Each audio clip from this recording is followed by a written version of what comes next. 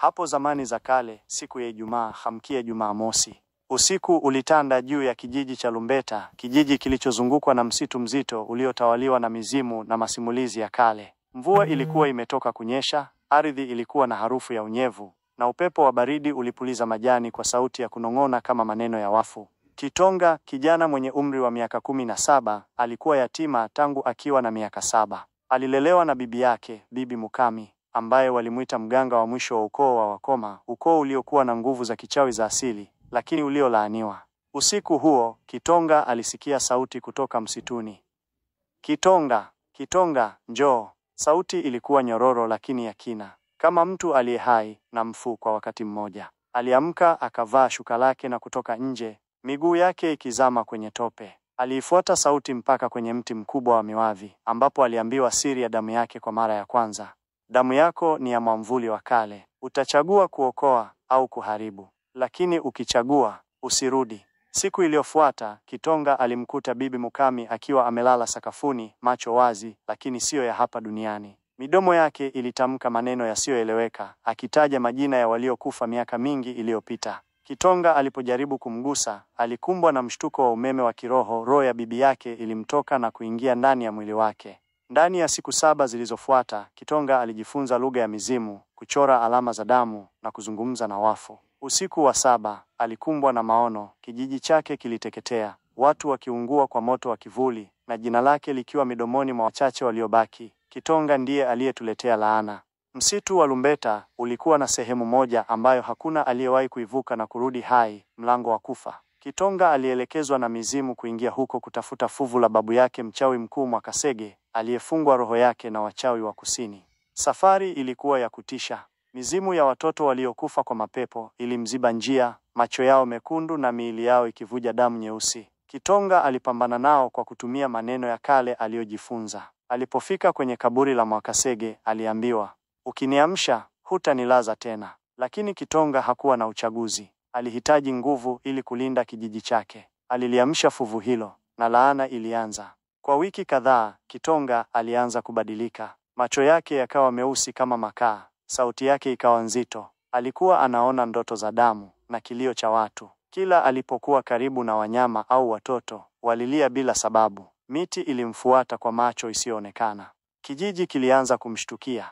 Watoto walikufa usingizini. Wazee walizimia bila maelezo. Watu walisema, Kitonga si mtu tena, ni kivuli. Lakini Kitonga hakujali. Ndani yake, moto wa kisasi ulianza kuwaka. Alitaka kulipiza kwa miaka ya upweke, mateso, na kupoteza kila mtu aliyempenda. Katika pango la wachawi la mlimani, Kitonga aliitwa na miungu ya kale. Toa kiapo, utupe roho yako, nasi tutakupa nguvu ya maangamizi. Alipiga goti, akakata mkono wake, na kuchanganya damu yake na majivu ya waliokufa. Alikula nyama ya mnyama aliyezaliwa usiku wa kivuli, fisi mwenye macho mawili ya nyuma.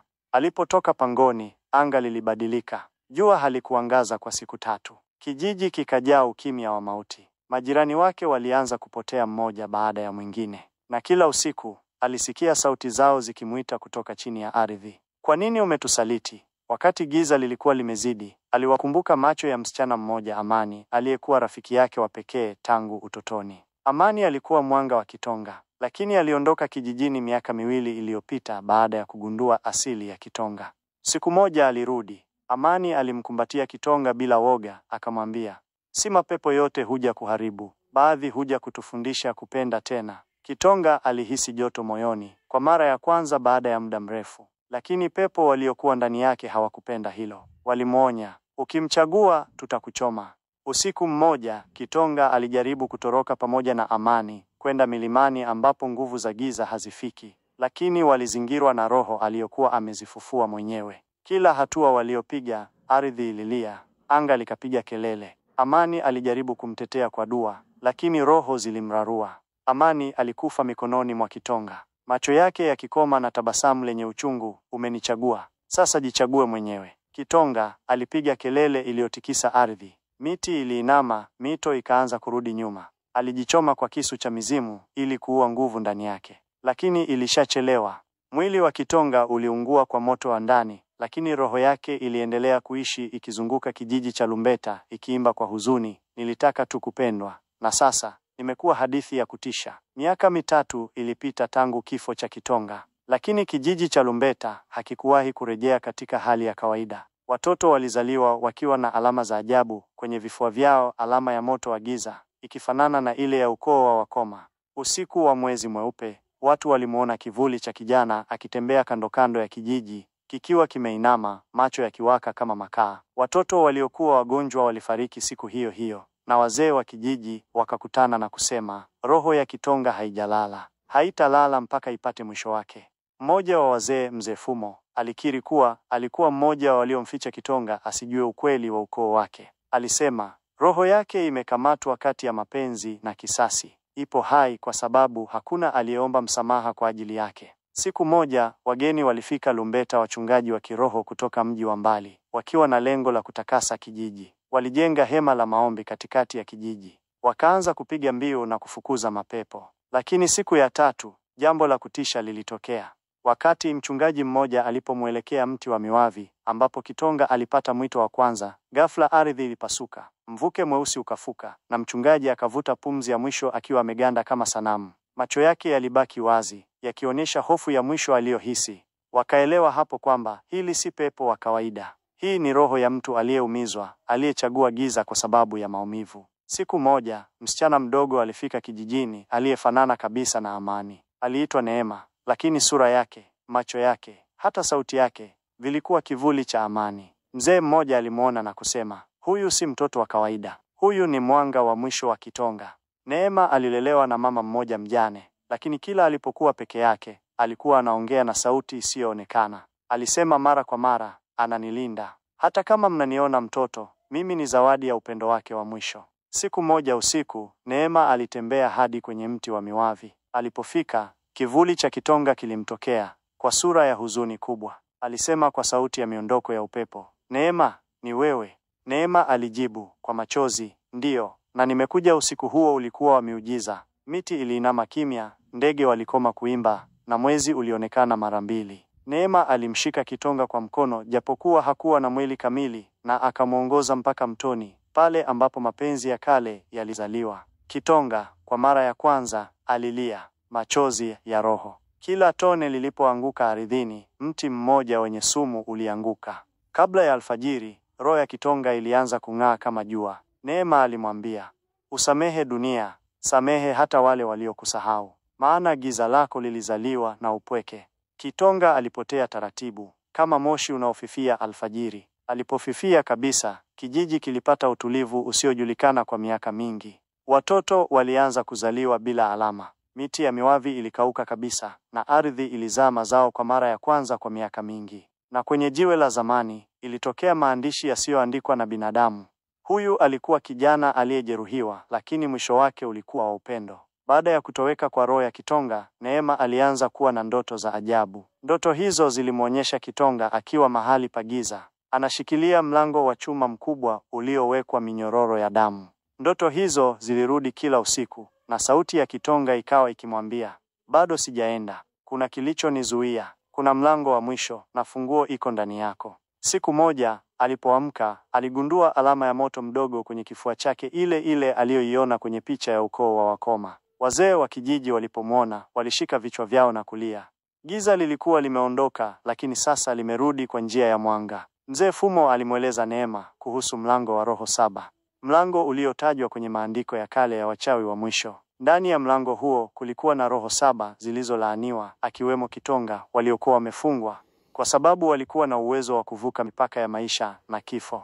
Neema alilazimika kufanya safari ya rohoni, si kwa mwili, bali kwa nafsi. Akatumia sindano ya kichawi ya Bibi Mukami iliyowekwa damu ya kizazi cha Wakoma. Alipoingia katika ulimwengu wa pili, alikuta majivu yanayotembea, upepo wa sauti za waliokufa, na kivuli cha Kitonga akiwa kifungoni. Neema alijaribu kumfungua Kitonga, lakini roho nyingine 6 zilitokea, kila moja ikiwa na sura ya mtu aliyejulikana na Kitonga, mstari wa baba yake, mama yake, Bibi Mukami, mchawi mkuu Mwakasege, Amani, na mtu mmoja asiyejulikana aliyefunikwa na vazi la damu. Roho hizi zilitaka Neema afanye uchaguzi: kumwacha Kitonga abaki kifungoni na kijiji kipone, kumwokoa lakini dunia ipoteze usawa wake.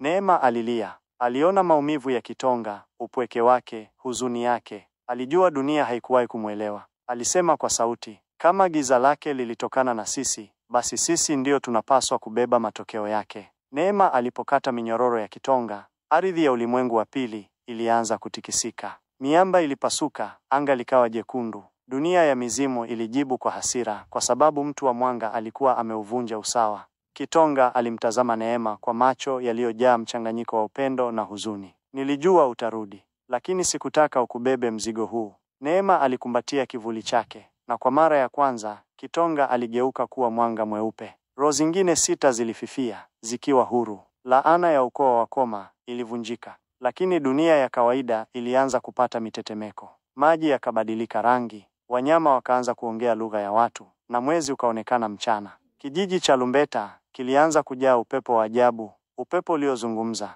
kuimba na kufundisha. Kila mtu alianza kuona ndoto za kale, historia zao zikirudi kwa njia ya maono.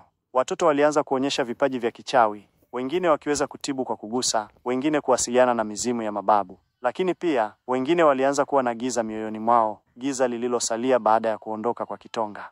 Mmoja wa watoto hao, kijana mdogo aitwaye Lukio, alianza kutabiri vifo, na mara nyingi hutokea kama alivyoona. Alisema, giza halifi, linabadilika tu. Baada ya kurudi kutoka safari ya rohoni, Neema alionekana kuwa tofauti. Siku alizozungumza na pepo, watu walimuona akitazama mahali pasipo na kitu, akijibu sauti zisizosikika. Watu wa kijiji wakaanza kumwogopa. Wengine walimtuhumu kuwa mzaliwa wa shetani. Alitengwa, alifukuzwa shule, na hata mama aliyemlea alichoma nguo zake akisema, wewe si wa kwetu, ulileta mwanga wa moto, na sasa unaunguza moyo wetu. Neema alihama kijijini, akaenda kuishi msituni karibu na mti wa miwavi. Alianza kuandika historia ya Kitonga kwa kutumia damu ya wanyama waliofariki kiasili. Aliapa, nitamsimulia dunia kuhusu mtu aliyechagua giza kwa sababu ya upendo, mtu aliyelaumiwa kwa majeraha aliyorithi. Miaka 20 ilipita. Neema akiwa mtu mzima, mwenye nywele nyeupe japokuwa bado mdogo, alikamilisha kitabu chake, Kivuli cha Kitonga, historia ya upweke wa kiroho. Kitabu hicho hakikuandikwa kwa karatasi ya kawaida, bali kwa ngozi ya miti ya miwavi, na kiliweza kusikika kwa mtu yeyote aliyekisoma. Maneno yalizungumza yenyewe. Watoto wa kizazi kipya walikipata kitabu hicho, na walijifunza kutoka kwa Kitonga mstari wa kuwa si kila giza ni uovu, na si kila mwanga ni. Siku moja, kijana mdogo alitokea nyikani, na sura yake ilifanana sana na ya Kitonga. Aliitwa Mosi, na hakujua alikotoka. Alionekana akiwa na kipande cha ngozi iliyoandikwa maneno kwa lugha ya wachawi. Alikuwa na ndoto za Kitonga, amani na neema. Neema alipomwona, alitambua mara moja. Hii ni roho mpya, mwili mpya, lakini historia ile ile. Mosi alianza kuonyesha dalili za kuwa na nguvu kubwa, nguvu ya kubadilisha nafsi za watu, kuponya au kuua kwa sauti tu. Kijiji kilitetemeka kwa hofu mpya. Mosi alichagua njia tofauti na Kitonga. Alijifunza kutoka kwa Neema, alikaa karibu na watu, na hakuruhusu upweke umtawale. Lakini alipojua ukweli kwamba yeye ni mwili mpya wa Kitonga, aliyerudishwa na mizimu ya upendo wa amani, alilia kimya, na akaandika kwenye jiwe, nilikuwa kivuli, sasa ni mwanga. Lakini kumbukeni, mwanga mkali huzalisha kivuli kibaya zaidi. Aliondoka kijijini kwa hiari yake, kwenda kutafuta mwisho wa hadithi yake mwenyewe. Na hivyo ndivyo historia ya Kitonga ilivyoisha au ilivyoanza tena. Kwa sababu giza na mwanga havapigani. Wanacheza ngoma ya milele, wakibadilishana nafasi katika moyo wa binadamu.